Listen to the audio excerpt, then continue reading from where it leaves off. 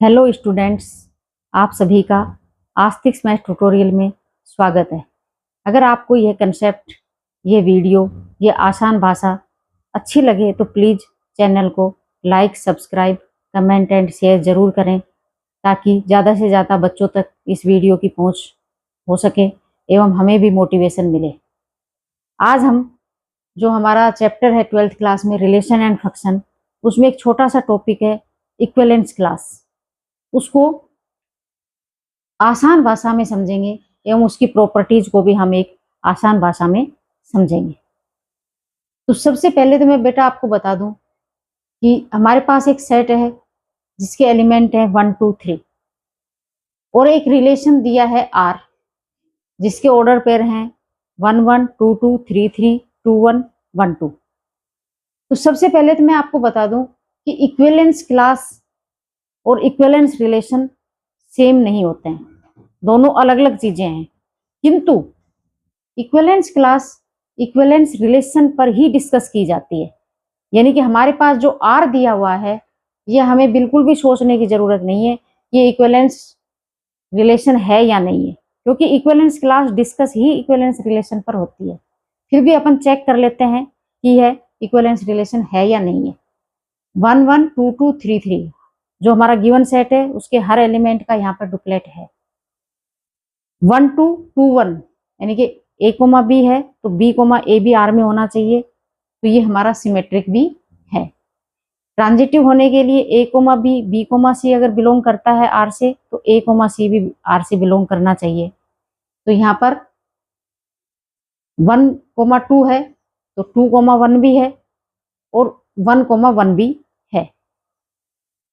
2 2 और 3 3 में हमारे पास A कोमा B है, आगे B का रिश्ता नहीं है, तो ये हमारा ट्रांजिटिव रिलेशन भी है। यानी कि ये सिमेट्रिक, रिफ्लेक्सिव और ट्रांजिटिव तीनों है, तो ये इक्विवेलेंस रिलेशन है। अर्थात हम इस पर इक्विवेलेंस क्लास डिस्कस कर सकते हैं। इक्विवेलेंस क्लास की जो कंडीशन है कि वो इक्विवेलेंस रिलेशन पर ही डिस्कस होता है, वो हमारी फुलफिल हो रही है। अब हम इक्विवेलेंस क्लास का कंसेप्ट देखते हैं। इक्विवेलेंस क्लास होती क्या है?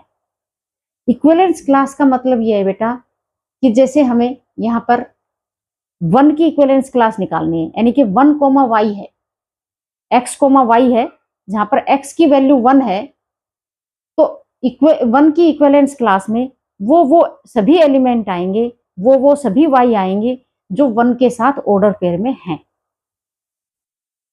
अगर हम x कोमा वाई में x की वैल्यू 2 है तो इक्विवेलेंस क्लास ऑफ 2 में वो सभी एलिमेंट आएंगे जो 2 के साथ ऑर्डर पेयर में है। और 3 के इक्विवेलेंस क्लास निकालेंगे तो वे सभी एलिमेंट 3 के इक्विवेलेंस क्लास के सेट में होंगे जो 3 के साथ ऑर्डर पेयर में है। अब हम 1 बाय 1 तीनों एलिमेंट की इक्विवेलेंस क्लास निकाल लेते हैं। हम अगर 1 की इक्विवेलेंस क्लास निकालते हैं तो देखो हमारे पास यहाँ पर 1 के साथ ऑर्डर पेयर में कौन कौन से y हैं? 1 है, 2 है, तो इक्विवेलेंस क्लास ऑफ 1 क्या हो गई? 1 कोमा 2। ये भी अपने आप में एक सेट हो गया, इक्विवेलेंस क्लास ऑफ 1 का एक सेट हो गया जिसके एलिमेंट हो गए 1 कोमा 2। अब हम इक्विवेलेंस क्लास ऑफ 2 निकालते हैं। इसका मतलब है कि 2 के साथ हमारे रिलेशन में जो ऑर्डर पेयर में दूसरा जो एलिमेंट है, जहां जो भी एलिमेंट 2 के साथ ऑर्डर पेयर में है, उन सभी का सेट हमारा इक्विवेलेंस क्लास ऑफ 2 होगा। अब हम यहाँ पे देखते हैं इक्विवेलेंस क्लास ऑफ 2 में क्या है। 2 कोमा 1 है तो एक ऑर्डर पेयर तो हो गया 2 के साथ 1। 2 कोमा 2 है तो एक ऑर्डर पेयर हो गया 2 के साथ, दूसरा एलिमेंट हो गया 2।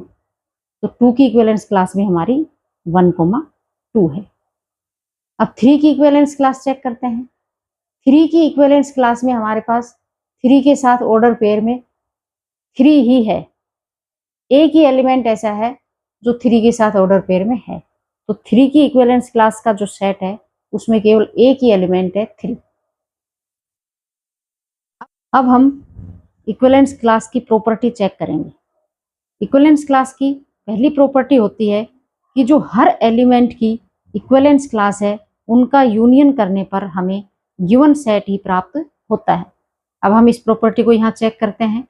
हमारे पास 1 की इक्विवेलेंस क्लास है 1 2, 2 की इक्विवेलेंस क्लास है 1 2 और 3 की इक्विवेलेंस क्लास है 3। अगर हम इन तीनों का यूनियन करते हैं, तीनों सेट का, तो सेट थ्योरी के अनुसार एक एलिमेंट रिपीट नहीं होता है, यानी कि 1 2 3, 1 और 2 जो 2 बार है वो 2 बार नहीं आएंगे, 1 बार आएंगे। तो हमें यूनियन करने पर, तीनों इक्विवेलेंस क्लास का यूनियन करने पर हमें क्या प्राप्त हुआ, 1 2 3। हमारा सेट भी यही दे रखा है 1 2 3, यानी कि हर एलिमेंट की इक्विवेलेंस क्लास का यूनियन का जो सेट होगा वो गिवन सेट ही आ जाएगा। दूसरी प्रॉपर्टी है कि हर एलिमेंट की इक्विवेलेंस क्लास का जो इंटरसेक्शन होगा वो फाई होगा। अब हम इसको भी यहाँ चेक कर लेते हैं। हमारे पास 1 की इक्विवेलेंस क्लास है 1 2, 2 की इक्विवेलेंस क्लास है 1 2 और 3 की इक्विवेलेंस क्लास है 3। इन तीनों का जब हम इंटरसेक्शन निकालेंगे, इन तीनों में हम कुछ कॉमन पॉइंट निकालेंगे, वो हमारे पास फाई है। तीनों में कोई भी कॉमन नहीं है, इनका इंटरसेक्शन फाई है।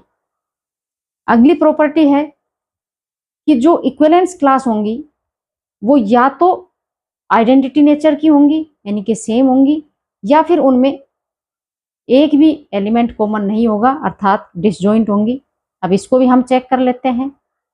हमारी जो इक्विवेलेंस क्लास है 1 और 2 की, जो गिवन सेट है ए, उसके जो एलिमेंट है 1 और 2, उनकी जो इक्विवेलेंस क्लास है वो सेम है, यानी कि आइडेंटिटी नेचर की है। 1 की इक्विवेलेंस क्लास भी 1 2 है, 2 की इक्विवेलेंस क्लास भी 1 2 है, तो ये आइडेंटिटी नेचर का है।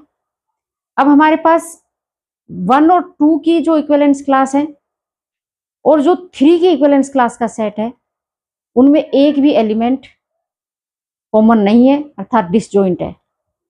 1 और 2 में 1 और 2 कॉमन है, लेकिन इक्विवेलेंस क्लास ऑफ 3 में केवल 3 है, तो इनमें एक भी एलिमेंट कॉमन नहीं है, यानी कि हर एलिमेंट की इक्विवेलेंस क्लास का नेचर या तो आइडेंटिटी नेचर होगा या उनमें डिसजॉइंट नेचर होगा।